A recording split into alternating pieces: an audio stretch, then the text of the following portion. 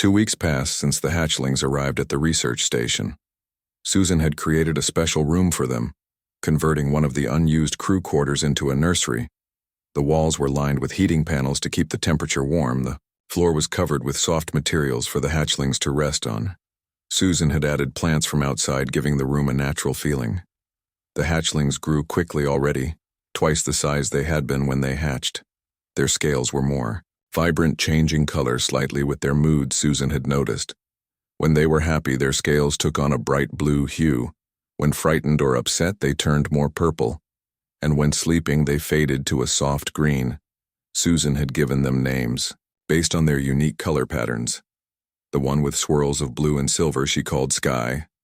The one with specks of gold among the blue scales became Star. The hatchling, with ripple patterns, like water, was River. The one with spiral designs, Susan named Comet. And the smallest one with scales that seemed to glow slightly in darkness became Moon. They were intelligent, far more so than any Earth animal Susan had worked with. They learned quickly, observing her actions and imitating them. They had figured out how to open simple containers within days.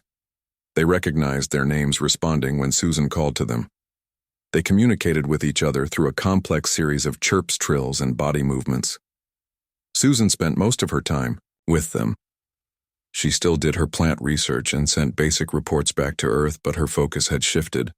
The hatchlings had become her priority, her responsibility, her family.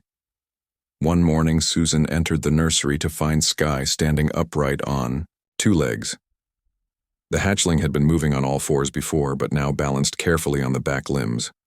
The small wings on Sky's back fluttered slightly, helping with balance.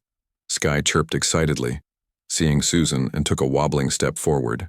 "Look, at you," Susan said, smiling. "You clever thing." The other hatchlings watched Sky with interest. Then Star rose up, attempting the same posture.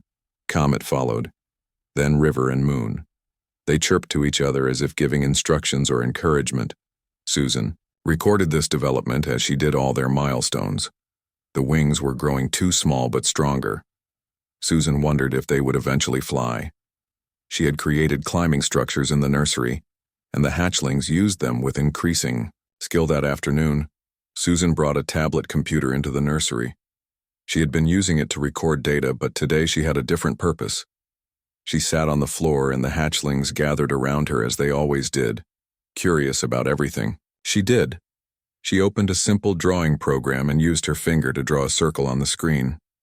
The hatchlings watched intently. Then Susan pointed to herself and said, "Susan." She pointed to the circle on the screen and said again, "Susan." Sky reached out and touched the screen with a 3-fingered hand. Susan nodded encouragingly. Sky made a chirping sound and drew a shape. It wasn't a circle, but a series of connected lines. Sky pointed to the drawing, then to self, and made a sound like skrr. Susan smiled. Understanding dawned. "You want me to call you Skrr or not, Sky?" The hatchling chirped and bounced up and down, clearly pleased. Susan looked at the others. Star stepped forward, touching the screen and drawing. Star made a sound like Vila, pointing. Between the drawing and self, by the end of the session, all 5 hatchlings had drawn symbols and made sounds. Susan understood they were telling her their real names: Skrr, Vila, Trill, Mipa, and Zoli. She practiced saying them, and the hatchlings chirped happily when she got them right. That night, Susan sent another report to Earth. She included basic information about the hatchlings' growth rate and diet, but nothing about their intelligence or communication. She knew what would happen if Earth understood how special these beings were. They would be taken, studied, perhaps even dissected. Susan couldn't let that happen. The next day, Susan brought more tablets to the nursery. She set up a simple language program designed for children. It showed pictures of objects and spoke the English word. Susan had no idea if the hatchlings could learn to speak English. Their mouth structures were different from humans, but they could certainly understand it. The hatchlings took to the tablets immediately. They tapped and swiped with growing confidence. Susan showed them how to use different programs. Pictures of Earth, animals, plants, and landscapes fascinated them. They chirped and trilled to each other, pointing at the screens. Susan was in the control room. 3 days later, when the communication system alerted her to an incoming message, she opened it and felt her heart sink. The message was from the company that funded the research station. "We have reviewed your reports on the alien specimens. A science vessel has been dispatched to your location. Estimated arrival 3 months. Prepare specimens for transport to Earth Research Facility. Maintain minimal interaction to prevent contamination." Susan closed the message feeling sick. They were coming. For the hatchlings. They would take them away. She looked at the calendar. 3 months. That was all the time she had to prepare. But prepare for what? Could she hide the hatchlings? Would the company ship take her back to Earth too? They might force her to leave Kepler 22b even if she refused to give up the hatchlings. Susan went to the nursery needing to see them. The 5 little ones were playing with the tablets. When Susan entered, they looked up. Skur chirped a greeting and held up a tablet. The screen showed a picture of Susan that Skur had drawn. It was simple but recognizable. Something inside Susan broke and mended at the same time. These were not specimens. They were people. Children. They were her children now. And she would protect them. Over the next week, Susan worked on 2 projects. The first was teaching the hatchlings. They learned with amazing speed. First simple words, then phrases. They couldn't speak English, but they understood it. They communicated back through the tablets, typing simple messages. They learned numbers, basic math and science facts about Earth and about Kepler. 22b. The second project was secret. Susan began modifying one of the exploration vehicles, a rover designed to travel long distances across the planet's surface. She added storage compartments, reinforced the environment systems, and programmed new navigation routes into its computer. She gathered supplies, medicine tools, seeds, anything they might need. The hatchlings continued to grow and change. Their wings developed, spreading wider, becoming stronger. Their understanding of language deepened. They began to ask questions through their tablets. Why are we here? Where did we come from? Are there others like us? Susan answered as honestly as she could. She told them about finding their craft, about how there had been no adult aliens present, how she had brought the eggs to the station to keep them safe. One evening, 2 months after the hatchlings arrived, Susan sat with them in the nursery. They were each nearly 3 feet tall now. Their wings, almost fully extended, were beautiful iridescent membranes that caught the light. They sat in a circle using their tablets to communicate. Skur typed a message and showed it to Susan. When will others come from Earth? Susan had been dreading this question. She took a deep breath and told them the truth about the company, about the ship coming to take them for study. Skur, Vila, Trill, Mipa, and Zoli listened, their huge eyes fixed on her, their scales shifting to purple hues of concern. Will you let them take us? Vila typed.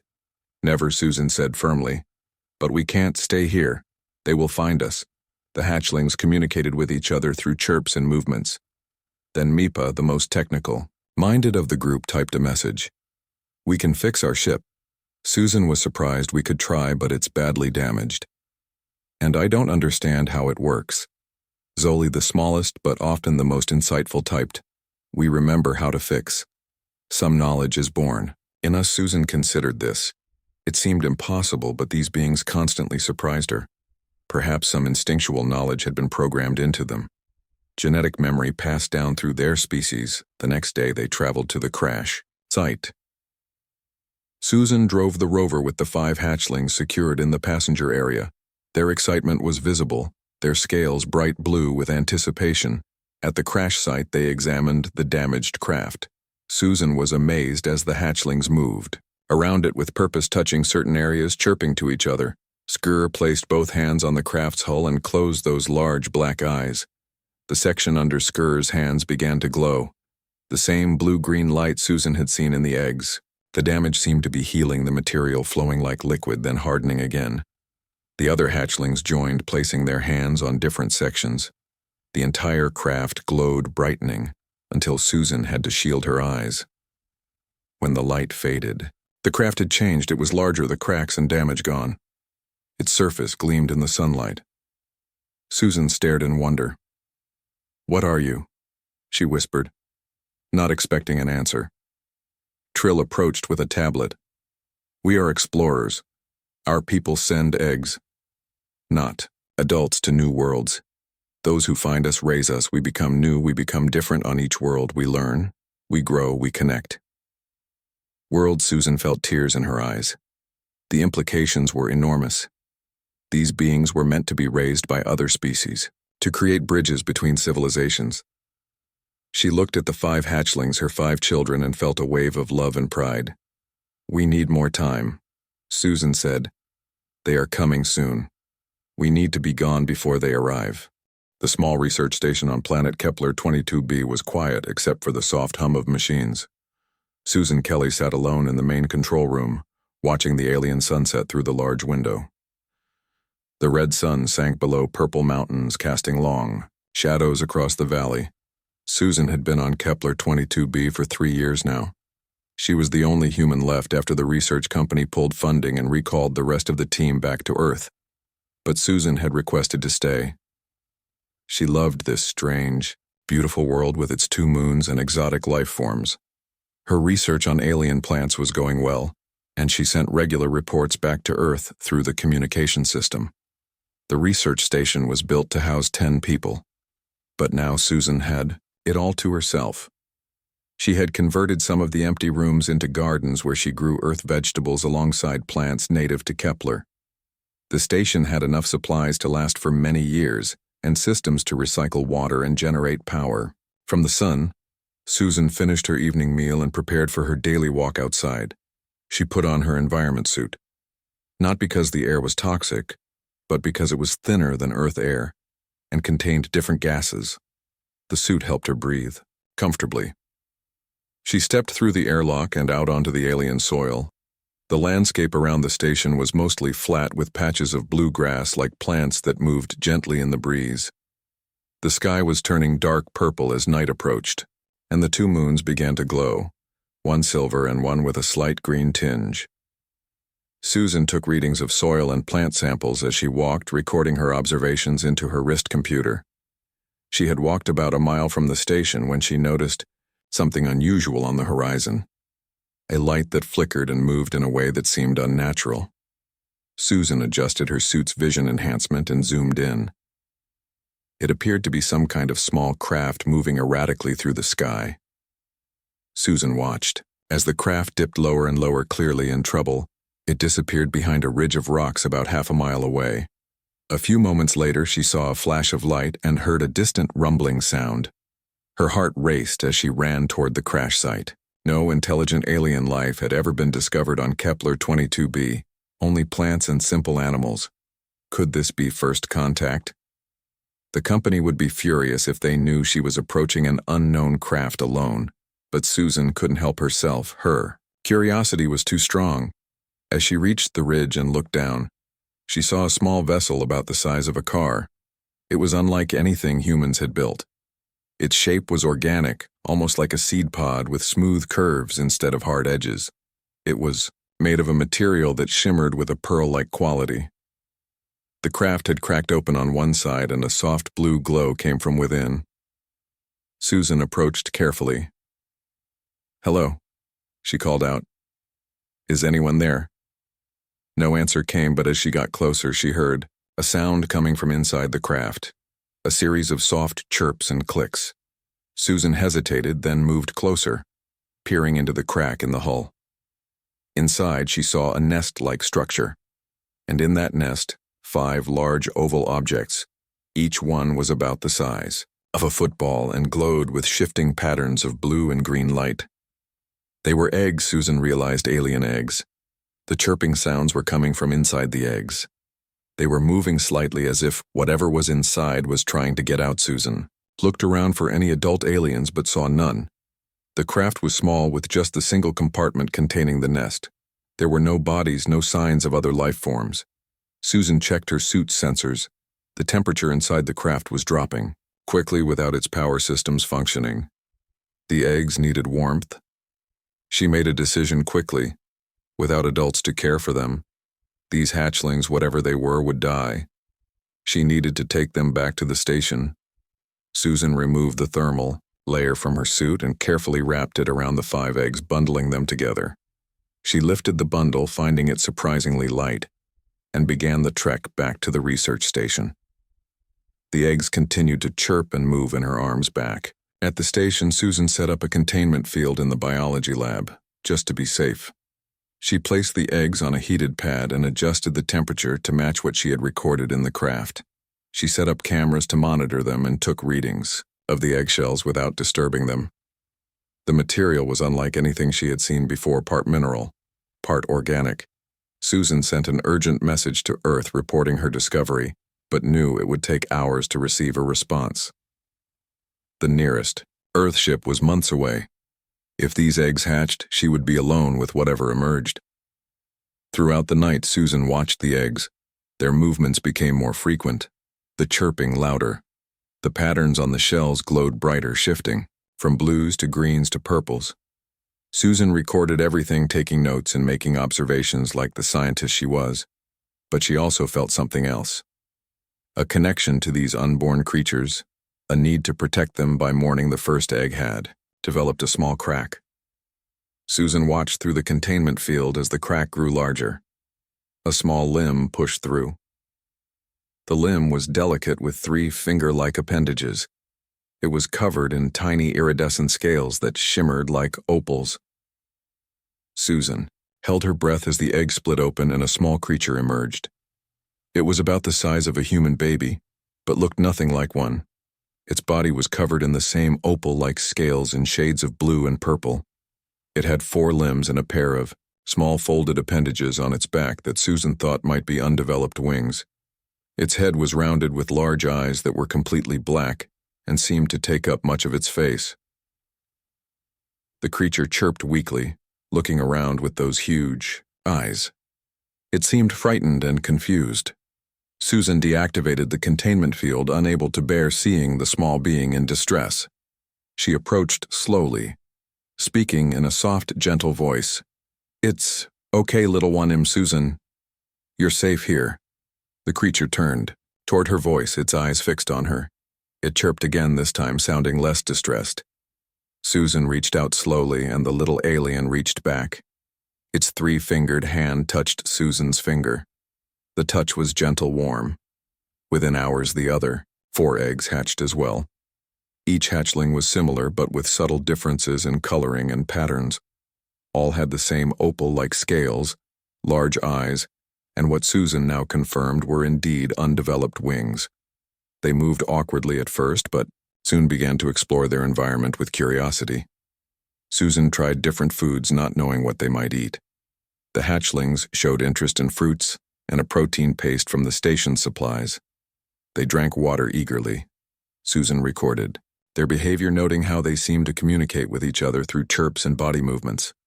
That night, Susan received a response from Earth. The message was brief and cold. Maintain containment. Observe only. Do not interact. Vessel being prepared. Estimated arrival 4 months. Keep specimens alive for study. Susan read the message twice, her heart sinking. They called the hatchlings specimens. They wanted to study them like lab animals. Susan looked at the 5 small creatures now sleeping in a nest she had made from soft blankets. They had already begun to recognize her, responding to her voice, following her with their eyes chirping excitedly when she entered the room. Susan made a decision. She deleted the message from Earth and the record of her initial report. She would send new reports with limited information. She would protect these 5 orphans. She didn't know what they were or where they came from, but she knew they needed her. And somehow she needed them too, as the first light of the alien sun came through the window. Susan watched the hatchlings wake. They stretched their small limbs and chirped softly. Their huge eyes found her, and they moved toward her with trust. She was no longer alone on this distant world, and neither were they. The repaired alien craft gleamed under the twin moons of Kepler, 22b. Susan and the 5 hatchlings had worked for weeks to restore it. The hatchlings, with their intuitive understanding of the technology, had done most of the repairs Susan had helped. where she could, but mostly she had watched in amazement as Skrr, Vila, Trill, Mipa, and Zoli worked together with purpose and skill.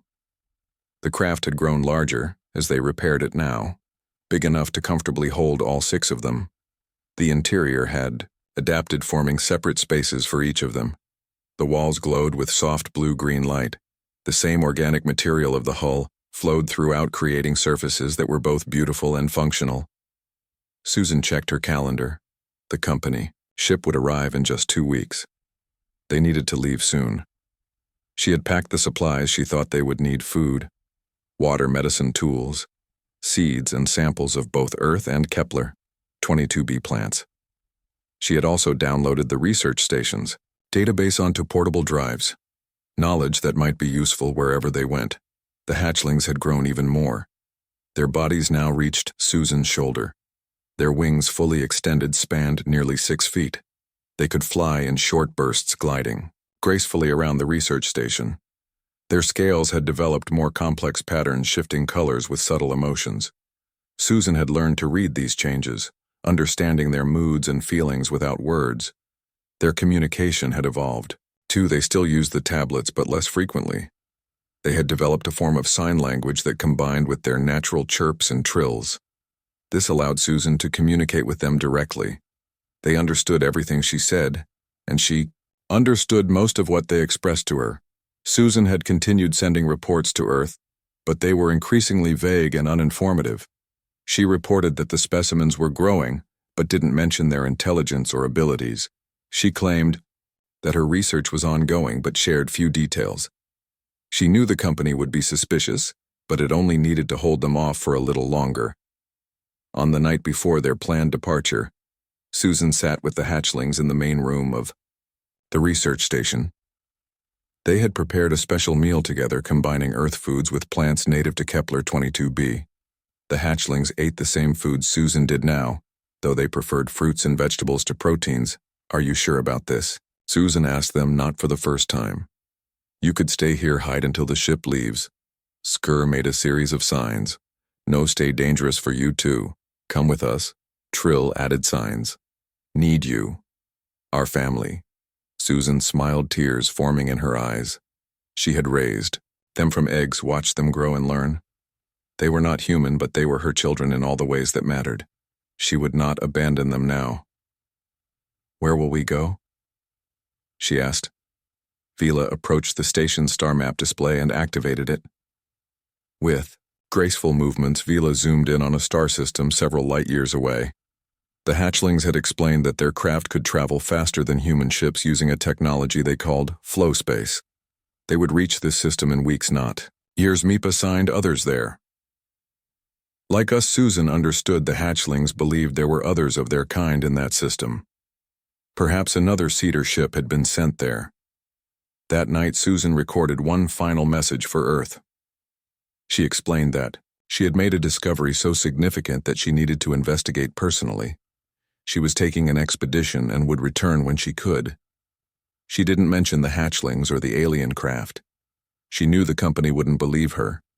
They would send the ship anyway. But perhaps her message would buy them a little more time. Dawn broke clear and beautiful. Susan took one last walk around the research station, memorizing the views, the smells, the sounds. She had been happy here, despite her solitude, and now she was leaving not for Earth but for the stars with 5 alien children who had become her family. The hatchlings waited by the craft, their scales shimmering with excitement and anticipation. They helped Susan load the last of their supplies. The craft seemed to accept these additions, adapting and creating storage spaces for everything they brought. Susan sealed the research station, setting the systems to standby mode. She took a deep breath and walked away from the only human structure on this alien world toward a new future. Inside the craft, Susan marveled at how it had changed. The interior was now divided into 6 distinct areas, one for each of them.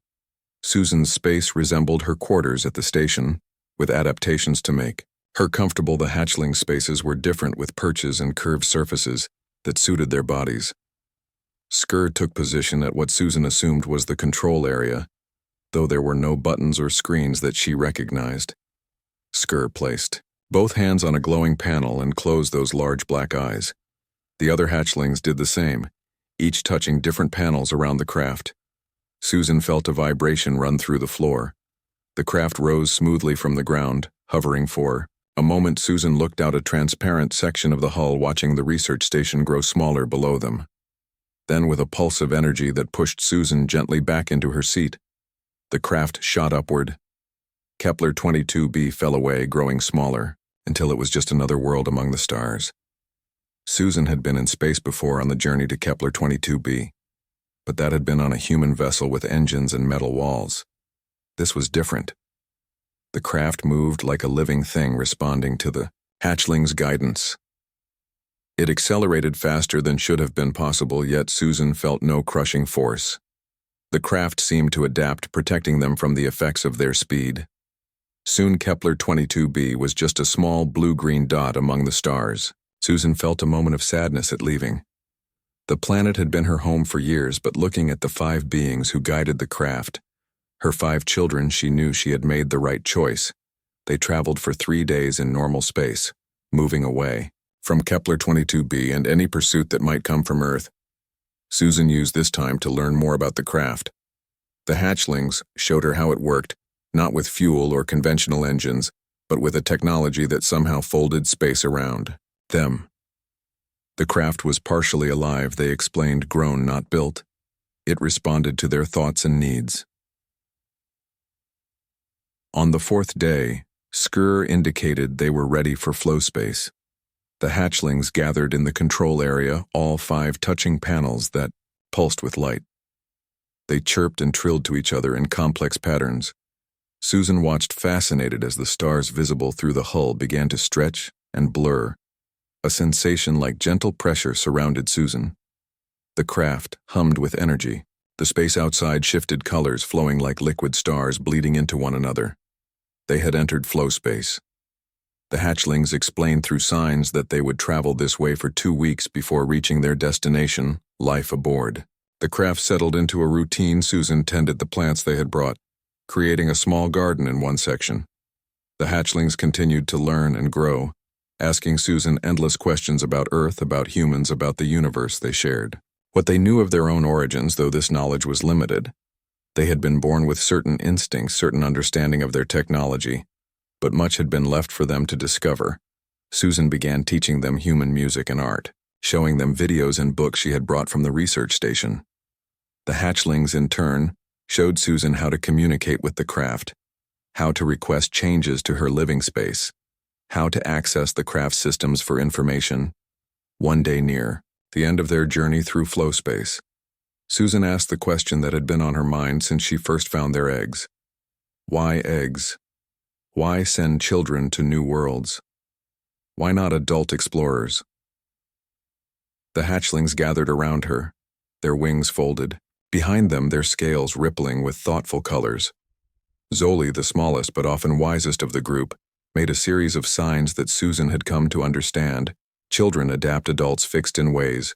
Children learn language culture faster. Children bond with those who find them. Create connection between species. Susan nodded, understanding the profound wisdom in this approach. Adults of any species might come with preconceptions, biases, fears. Children were open, accepting. The hatchlings had bonded with Susan as they might have bonded with any intelligent being who found them and cared for them. There is more, Trill signed. Our kind spread across stars this way. Many worlds, many caregivers. Different each time, we grow differently based on who raises us. Susan was amazed at the implications, a species that evolved through connection with others, that adapted based on who raised them. The hatchlings were not just exploring, they were becoming something new, a blend of their own species and human influence. What will happen when we find others like you? She asked. Mipa signed, exchange knowledge, share stories, connect worlds. The craft suddenly hummed with new energy. The hatchlings rushed to the control area. Skur signing excitedly to Susan. Message receiving message. Susan joined them, watching as patterns of light flowed across the control panels. The hatchlings chirped and trilled to each other, their scales flashing with bright blue excitement. Vila turned to Susan's signs, flowing quickly. Others like us grown. Waiting, Susan felt her heart race. They had made contact with other hatchlings, presumably ones who had matured under the care of a different species. She wondered what they would be like. How different from her 5 they might have become. The craft landed gently on the alien world. Susan looked through the transparent hull at the gathering outside. Her heart raced with both excitement and apprehension. These beings were like her hatchlings, yet different, grown and developed under the influence of other species, other worlds. Skrr placed a gentle hand on Susan's arm, sensing her nervousness. The hatchling scales rippled with calming blue-green patterns. Susan took a deep breath and nodded. She was ready. The hull of the craft opened, flowing like water to create an exit. The 5 hatchlings moved forward, with Susan following. They stepped onto the soil of this new world. The air was breathable, similar to Kepler 22b, though with different scents, sweet floral aromas mixed with something like cinnamon. The gravity felt slightly stronger than Earth, but Susan adjusted quickly. The gathered beings approached. Their forms varied widely. Some had the 6 limbs and wings like her hatchlings. Others had different numbers of limbs, different wing shapes. Some were tall and slender, nearly 8 feet in height. Others were more compact with powerful-looking bodies. All had the same opal-like scales in countless patterns and colors. All had those large, expressive eyes. A group of 5 moved forward from the others. They were clearly older, mature adults of the species. Their wings were enormous, spanning at least 10 feet when fully extended. Their scales had a depth and richness of color that made them seem to glow from within. These 5 approached Susan's hatchlings, greeting them with complex patterns of chirps, trills, and wing movements. The hatchlings responded, their own wings fluttering with excitement. Susan watched, fascinated, as this communication unfolded. She understood some of it from her time with the hatchlings, but much was beyond her. Then one of the 5 adults turned to Susan. This being was tall, with scales in deep blue and silver patterns. Its wings, held partially open, created a backdrop that seemed almost regal. The being made a series of gestures that Susan did not understand. Then, to her surprise, it spoke. "Welcome, human mother." The voice was melodic, with harmonics that no human voice could produce, but the English words were clear. "We have learned your language in preparation for this meeting." Susan was stunned. "You speak English." The being made a gesture that Susan interpreted as affirmation. "We learn quickly. It is our way. We have studied Earth transmissions. We have learned many human languages. English, Spanish, Mandarin, others too." Susan looked around at the gathered aliens. Some watched her with obvious curiosity. Others seemed focused on her hatchlings. She turned back to the speaker. "You know who I am. We know you are mother to these 5. The being gestured to Skrr, Vila, Trill, Mipa, and Zoli. "You found them. You protected them. You brought them home. We are grateful." Susan felt a surge of emotion. Home. She had never considered that she was bringing the hatchlings home. She had thought they were fleeing together to an unknown future. But for the hatchlings, this was a homecoming of sorts. The speaker continued. "I am Ariel. These are my siblings, Noral Kesta, Varin, and Domi. We were raised by the Thelians of the world you would call Proxima Centauri b. They found our vessel as you found these 5. Another of the 5 adults stepped forward, scales in patterns of green and gold. This was Noral.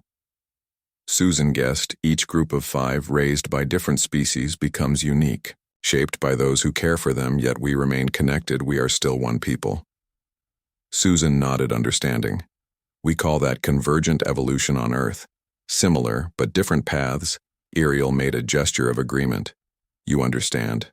We are the Zindri, though that name changes slightly depending on who raises us. Those raised by humans have their own name for themselves. Susan looked at her hatchlings. How do you call yourselves? Skrr stepped forward and made a series of signs. The others nodded. Skrr had been their leader from the beginning. The first to hatch, the first to stand, the first to communicate. Ariel translated, they call themselves the Lumina, the Lightbringers, a good name, the third of the 5 adults. Kesta, with scales of purple and silver, spoke. The ones who find Chindri eggs become part of our family. You are the first human to join us. Others will follow. The path is open now. Susan felt overwhelmed. The implications were enormous. Humans and Chindri connected across the stars, a bridge between species, between worlds. The gathered Chindri moved forward, now approaching Susan's 5 hatchlings. They greeted them with touches of hands' wings brushing together. Sounds and movements that Susan could not fully understand but recognized, as welcome as acceptance. Baron, the 4th adult with red gold scales, spoke. These 5 will teach us about humans. Your world, your ways. Others will go to Earth when the time is right. Susan felt a chill go down her spine. Others will go to Earth. Was he right? This an invasion plan? She looked at her hatchlings, at the gathered Chindri. They showed no signs of hostility. But still Domi, the 5th adult, seemed to sense her concern. No need for fear, human mother. The scales on this being were patterns of blue and bronze shifting in the light. We do not conquer. We connect. Seeds only go to worlds where life already exists. Worlds with beings who can care for our young. We become part of those worlds. Not their masters. Susan nodded slowly, understanding we have much to learn about each other. Ariel agreed. Come. There is much to show you. This world has been home to many Chindri for generations. Those raised by many different species across many stars, all living together, sharing knowledge. Growing, the 5 adults led Susan and her hatchlings away from the landing area toward the structures she had seen from above. As they walked, Susan saw more Chindri engaged in various activities. Some tended gardens of strange and beautiful plants. Others worked with technology that seemed both advanced and organic. Still others appeared to be teaching young Chindri in open-air gatherings. The city, if it could be called that, was unlike any human settlement. It had no straight lines, no sharp angles. Everything flowed like water frozen in motion. The buildings, some small, some towering hundreds of feet into the sky, were made of the same pearly material as the craft. Paths wound between them, not in grids, but in natural curves. Norrell explained as they walked, this world is called Haroon. It was uninhabited when the first Chindri arrived. It has become our meeting place, where all Chindri can gather, share, learn. Grokesta added, those who raised us live here too. If they wish, the Thelians have a settlement. To the north, the Vorax from Sirius have one to the east. Many species, many cultures, all connected through us. Susan saw beings that were clearly not Chindri, moving among the flowing structures. Different forms, different movements. Some reminded her, vaguely, of insects, others of reptiles, still others were unlike anything she had imagined. All intelligent, all working and living alongside the Chindri. They arrived at a large structure that spiraled upward like a shell. Ariel led them inside. The interior was cool, comfortable. The walls glowed with soft light.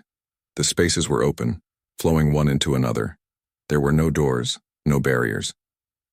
Susan could see. This will be your home, Ariel said. While you are with us, you and your 5, there are rooms, for all shaped for your needs.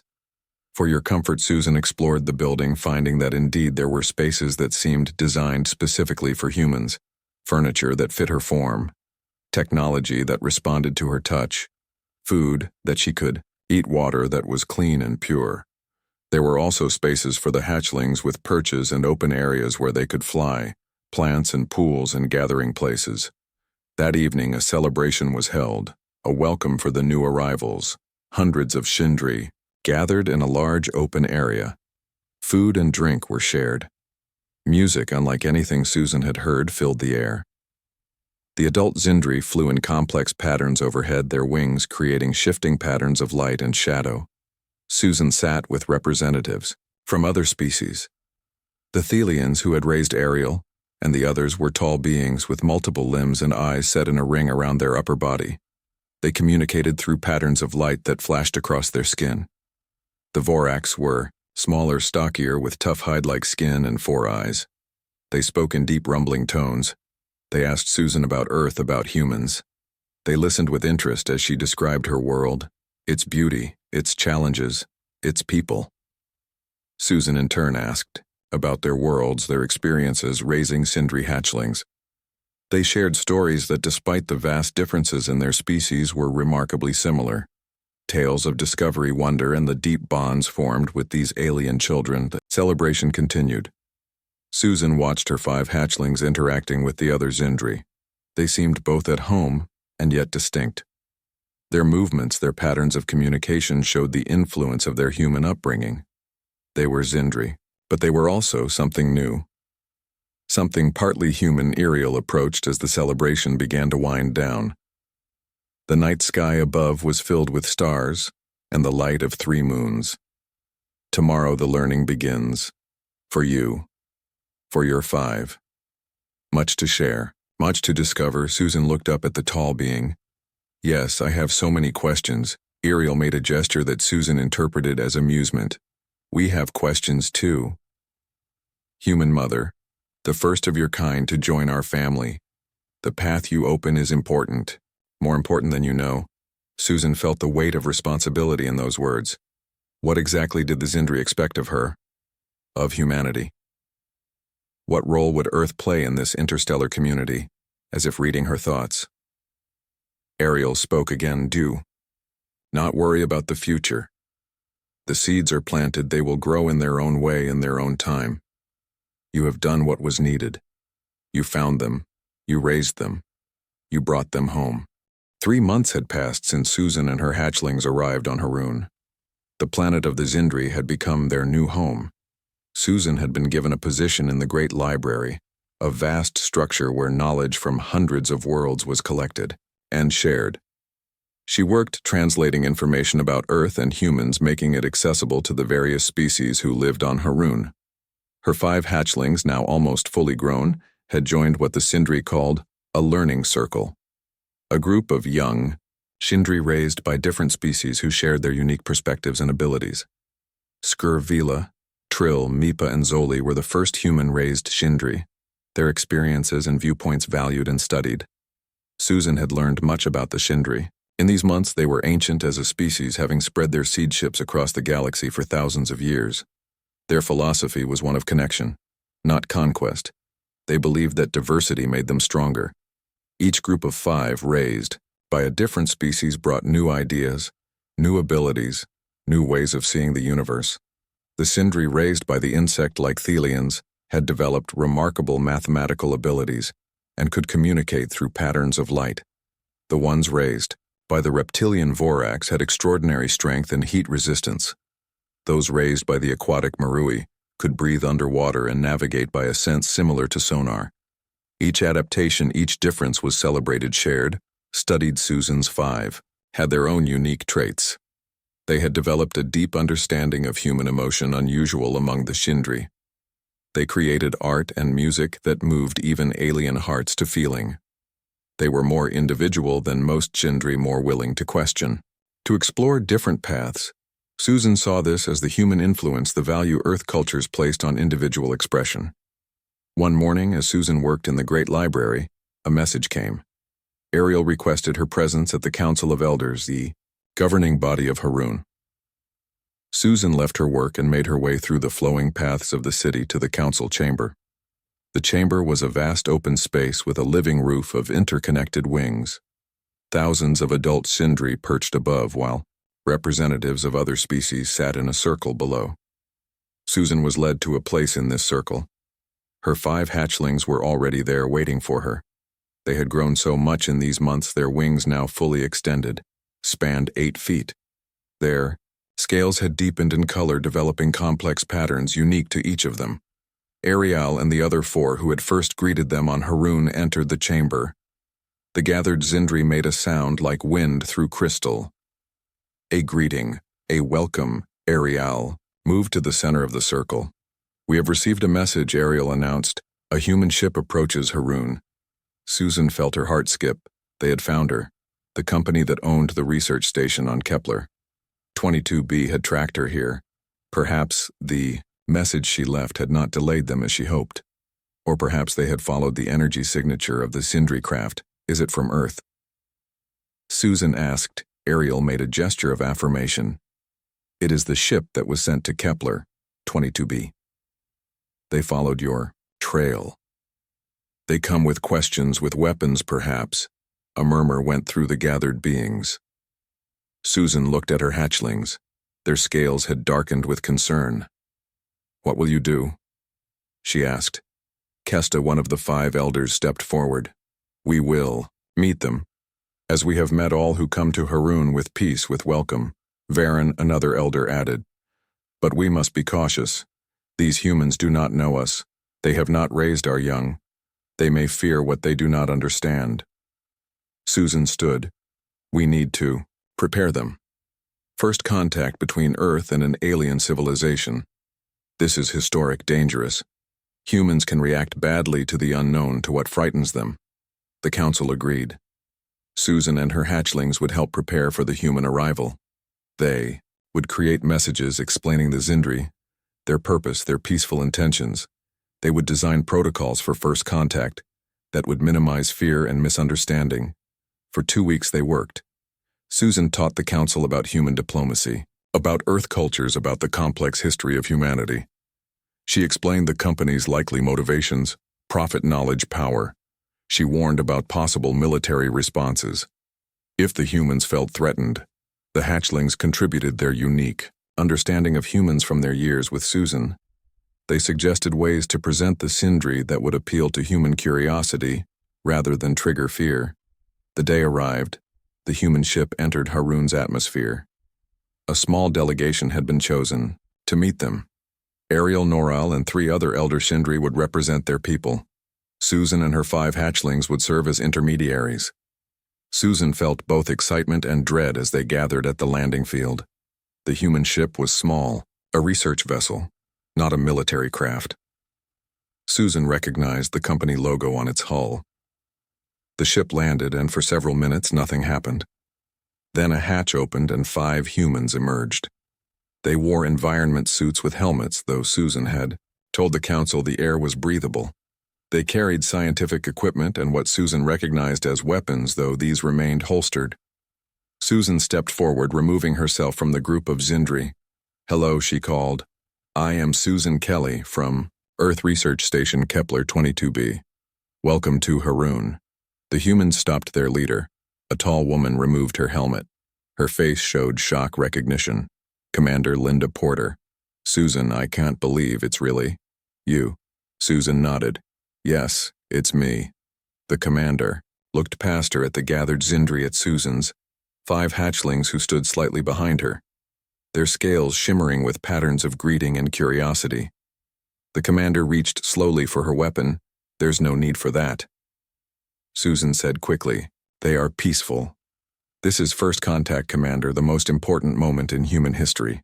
Please, let's handle it wisely." The commander hesitated, hand still near her weapon. "We were sent to recover specimens. 5 alien creatures you took from the research station." "They are not specimens," Susan said firmly. "They are intelligent beings, part of an ancient civilization spanning hundreds of worlds. This is their homeworld. Or one of them, and am here as their guest, their friend, their family." The commander looked skeptical. Susan could see the other humans scanning the area, taking readings, whispering to each other. They were scientists, but they were also afraid. Understandably so. "May I introduce you?" Susan asked. The commander paused, then nodded. Susan turned and gestured to Ariel, who stepped forward. "This is Ariel, one of the elders of the Zindri." Susan said, "The civilization that sent the eggs to our world." Ariel spoke in perfect English. "We welcome humans to Haroon. We have long wished for this meeting." The commander flinched in surprise at hearing the alien speak English. We were told they were animals. Specimens." Susan shook her head. "They are far more advanced than humanity in many ways. They have been traveling the stars for thousands of years. Why did they come to our world?" the commander asked. "What do they want?" Susan looked at her 5 hatchlings, who now moved forward to stand beside her. They wanted connection. Susan explained. "The Zindri spread throughout the galaxy, not through invasion, but through cooperation. They send eggs to be raised by other intelligent species. Each group develops differently based on who raises them. They become a bridge between worlds, between civilizations.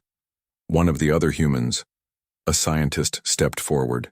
This is revolutionary first contact with an advanced alien civilization. This changes everything. The commander still seemed uncertain. They sent their young to be raised by a different species. Why? Skrr stepped forward, now fully grown, magnificent, with wings extended slightly and scales rippling with calm blue patterns. Skrr made a series of signs which Susan translated. We adapt, we learn, we connect, we become something new. Something neither fully Gendry nor fully human, but a bridge between. The ones who find us, who raise us, become part of our family. We do not conquer. We unite. The commander lowered her hand away from her weapon. I don't understand. Susan smiled. Neither did I at first. But I've lived among them for months now. I've learned their history, their culture. They offer humanity a place in a larger community of worlds. Commander, think about that. The scientist moved closer, fascinated by the Sindri. If what you're saying is true, this is the greatest discovery in human history. Susan agreed. And now you have a choice. Return to Earth. Tell them what you found, what you've seen. Or stay. Learn more about the Sindri before you report back. Make sure Earth is prepared for this contact. The commander looked at her crew, at the gathered Sindri, at Susan and her 5. The weight of the decision was clear on her face. We were sent to bring you back, she said. To recover the specimens. Susan stood tall. These 5 are not going anywhere against their will, and neither am I, but you're welcome here, Commander, you and your crew. You can be the first official representatives of Earth to the Gendry. For 3 days, the human crew remained in their ship, sending messages back to Earth, receiving new orders. Susan, Ariel, and the hatchlings waited patiently. Susan's 5 spent time near the human ship, allowing the crew to observe them, to see their intelligence, their peaceful nature. On the 4th day, the commander emerged from the ship alone. She approached Susan, who waited, with Ariel at the edge of the landing field. We've received new instructions from Earth, she said. They want a full report on the Sindri. They want diplomatic contact. They want me to stay with a skeleton crew. Others will be coming. Scientists, diplomats. Susan felt relief flood through her. So Earth is taking this seriously.